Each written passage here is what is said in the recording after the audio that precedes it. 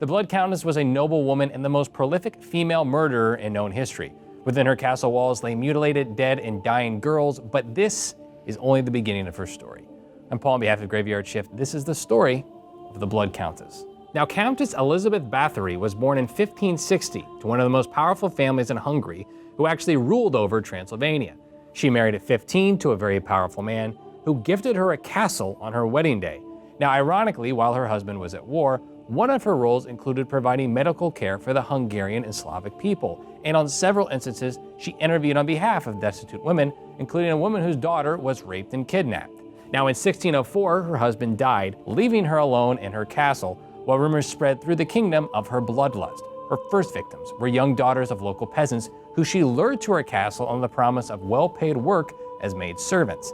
But as her thirst for torture and killing grew, so did her boldness, and she began to kill daughters of the lesser gentry, who went to her to learn courtly etiquette. At least 4 accomplices were under her power who would procure more girls for her.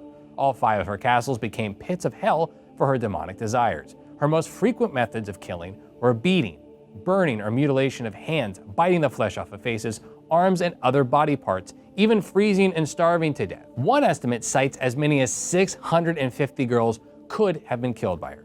One can only imagine the horror and shock those girls endured at the hands of this high-born noble countess. Now, at her trial, the skeletons and cadaver parts found in her estates were examined, and more than 300 witnesses testified to the countess' brutality. 2 of her accomplices had their fingers ripped off before being burned alive at the stake. A third, who was less culpable but got away with the beheading before being burned.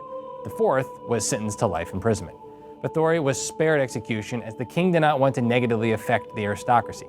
She was locked in a tower, however, and died 4 years later in 1614.